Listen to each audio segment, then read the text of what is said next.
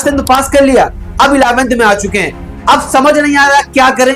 हाँ, आपके जैसा ही 90% बच्चों को समझ नहीं आता हम क्या करें। चलिए आज हम आपके इन्हीं सभी डाउट के लिए लेकर आए हैं आपके लिए एक बेहतरीन वीडियो। चलिए हम आपको उन सभी क्वेश्चंस का आज आंसर देंगे जो आपके माइंड में इस समय चल रहे हैं। तो बच्चों मैं उस्मान सर आपके आज जितने भी डाउट होंगे सारे के सारे हम एकदम खत्म कर देंगे। तो चलिए पहला क्वेश्चन सबसे पहले कि फर्स्ट ईयर कब से स्टार्ट किया जाए। तो 90% बच्चे सबसे बड़ी गलती करते हैं कि फर्स्ट ईयर रिजल्ट के बाद यानी जून या जुलाई से स्टार्ट करने का प्रयास करते हैं, लेकिन अभी अप्रैल से लगभग सभी जगह पे जो कोचिंग्स होती हैं, स्कूल होते हैं या ट्यूशंस होते हैं, अप्रैल से ही बैच स्टार्ट कर देते हैं। आप कहीं पे भी ज्वाइन करें बट आपको ज्वाइन कर अपने कोर्स को आगे स्टार्ट कर देना चाहिए, पीछे रहकर गलती ना करें, क्योंकि कोर्स अप्रैल से स्टार्ट होने के बाद उन्हें दिसंबर पर एकदम उसको एंड करना होता है, जिससे कि आपको तैयारी करने के लिए मात्र 9 महीने का ही लगभग समय मिलेगा। लेकिन अगर आप जून या जुलाई से स्टार्ट करेंगे तो दिसंबर में कोर्स तो आपको तब भी खत्म करना पड़ेगा और आपको कोर्स को कवर करने के लिए मुश्किल 5 से 6 महीने मिलेंगे। और फर्स्ट ईयर कोर्स इतना ज्यादा है जो आपको प्रॉब्लम क्रिएट कर सकता है।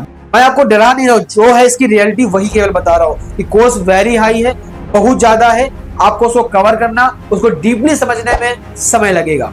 इसलिए जितनी जल्दी से जल्दी आप इसको स्टार्ट करेंगे आपके लिए और बेटर रहेगा। अब हमने क्लासेस ज्वाइन भी कर लिए और पढ़ भी रहे। जैसे नंबर सेकंड पॉइंट कि हालांकि हर बच्चे कभी ना कभी किसी बहाने से किसी दोस्त के साथ किसी पार्टी में जाने के चक्कर में कहीं टाइम को वेस्ट करते रहते हैं और अक्सर छुट्टियां करते रहते हैं। तो हमें क्या करना है, जब क्लास 11 स्टार्ट होने के बाद ज्यादा से ज्यादा प्रयास ये करना है कि क्लास से मिस कम हो, क्योंकि एक दिन की क्लास मिस होने के बाद जब आप अगर 1 से 2 दिन क्लास मिस कर देते हैं और तीसरे दिन का अगर आपका लेक्चर जो है अगर चैप्टर के एंड में वो पहुंच चुके हैं तो आपको समझना में बहुत समस्या होने वाली है। और ये जो बैकलॉग लग जाता है, आपकी जो पीछे का चैप्टर छूटने के बाद आप उसको अकेले रिवीजन नहीं कर सकते, रिवीजन करने में बहुत ही ज्यादा समस्या आती है। इसलिए प्रयास करना होता है कि आप क्लास को ना मिस करें। अब हम बात करते हैं नेक्स्ट पॉइंट में। तो नेक्स्ट पॉइंट में हमें एक टीचर को चूज कर लेना और उसी को पकड़कर पूरे साल हमें पढ़ते रहना है। अब जैसे कि कुछ बच्चे सबसे बड़ी मिस्टेक ये करते हैं कि कभी किसी टीचर क्या 2 महीने पढ़ते हैं, 1 महीने पढ़ते हैं, उसके बाद कभी ऑनलाइन पढ़ते हैं, कभी ऑफलाइन पढ़ते हैं और वो पूरे साल इसी प्रकार से पूरा कोर्स कंप्लीट नहीं कर पाते।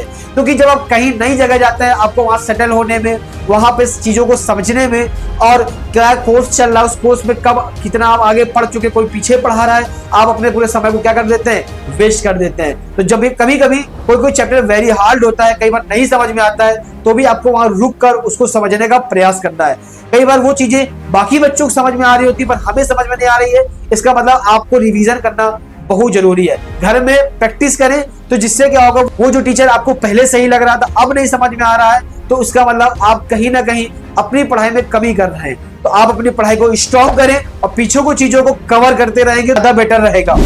अब हम बात करते हैं नेक्स्ट पॉइंट की, जैसे कि बच्चे बहुत सारे रिवीजन सर कब करें। सबसे ज्यादा समस्या रिवीजन की होती है और नोट्स की, कि हम नोट्स किस तरीके से बनाएं कि हम बहुत अच्छे से पढ़ सके। देखिए नंबर 1 रिवीजन के लिए आपको शुरुआत में तो समय मिल जाएगा पर लास्ट में आपको रिवीजन का समय नहीं मिल पाता है। तो आपको जो कोचिंग में, स्कूल में या फिर किसी भी ऑनलाइन प्लेटफॉर्म पे आपको जो पीपीटी डीपीटी आपको दी जा रही है या होमवर्क तौर पे जो दिया जा रहा है, आप उसी को डेली प्रैक्टिस करते रहे ताकि आपका रिवीजन उसी में होता रहेगा। क्योंकि जितने भी आपको डीपीडी या पीपीटी दी जाती है उसमें वो लोग सारे पीछे के सभी क्वेश्चंस को रखे जाते हैं। हम लोग भी यही करते हैं कि जो अब आपको रिवीजन करने का तो समय है नहीं तो हम लोग क्या करते हैं, पीछे के जितने भी क्वेश्चंस थे उनको भी बीच बीच में रख देते हैं। जैसे कि आप उसको सॉल्व करेंगे तो आपका रिवीजन होता जाएगा। आपको रिवीजन के लिए अलग से लेके किसी चीज को बैठने की जरूरत नहीं है कि हम संडे को 12 घंटे निकालेंगे और पूरा शुरुआत से रिवीजन करेंगे। ये पूरे इंटर फर्स्ट ईयर में पॉसिबल होना नामुमकिन सा है। तो जो भी पीपीटी आपको दी जा रही है, जो भी होमवर्क दिया जा रहा है, आप उसको रेगुलर करें, उसको मिस ना करें। अब बहुत से बच्चे नोट्स बनाते हैं तो क्या करते हैं, वो कोचिंग और स्कूल में पहले रफ कॉपी में लिखते हैं, फिर घर आके उसको फेयर करते हैं। ये सबसे बच्चों की बहुत बड़ी समस्या है, इसमें हमें ध्यान नहीं देना चाहिए, इससे आपका टाइम वेस्ट होता है बहुत ज्यादा। आपको करना क्या है, आपको एक नॉर्मल कॉपी बनानी है, उसी में आपको डायरेक्टली सारी चीजें लिखनी होती है। वो जो भी सर पढ़ा रहे हैं, जो भी बोला जा रहा है, डायरेक्टली लिखते जाएं। कभी आपको अगर एक्स्ट्रा पॉइंट्स याद आते हैं, घर में रिवीजन करते कुछ पॉइंट्स याद आए या कुछ अलग से लगता है, कॉपी के ऊपर बहुत सारी फ्रंट में ऊपर जगह होती है, नीचे भी कई जगह होती है, बीच में आप लिख सकते हैं, या भी बीच में आपको पता है कि हम अलग से अपने नोट्स लिखते हैं तो आप पेंसिल से उसको लिख सकते हैं बाद में, लेकिन अलग से रफ कॉपी में लिख कर उसको फेयर करने में अपना टाइम वेस्ट नहीं करना चाहिए। अब बहुत से बच्चे पूरे साल मेहनत करते हैं, उसके बावजूद भी आपने देखा होगा लास्ट में उनके नंबर नहीं आते। हाफ ईयरली तक तो वो कई सब्जेक्ट में फेल होना स्टार्ट कर देते हैं। ऐसा क्यों होता है? वो एक बात को जरूर मिस कर देते हैं, जो कि है टेस्ट पेपर। जब आपकी स्कूलों में, कोचिंगों में टेस्ट होते हैं, उसको वो मजाक में लेते हैं, उसको मिस करना स्टार्ट कर देते हैं।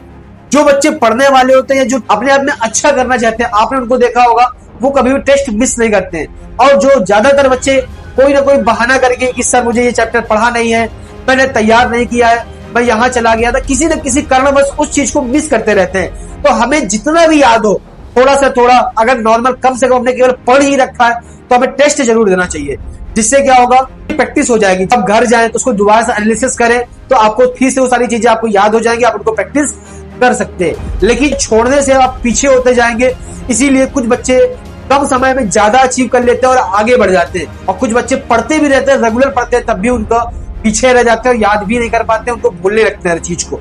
तो आपको रेगुलर टेस्ट जरूर देना चाहिए। अब हम लोग जैसे ही 11th में जाते हैं, घर वाले, आस पड़ोस के लोग, दोस्त लोग, टीचर लोग इतना प्रेशर क्यों करने लगते हैं? वही सर जो 10th में इतना हंसते हुए पढ़ाते थे, अब इतना रूडली बिहेव क्यों करते हैं, इंग्लिश क्यों बोलते हैं? तो रीजन ये है बेटा, आपको यहाँ पे डराया नहीं जा रहा है कि नहीं बहुत ही समस्या आने वाली है।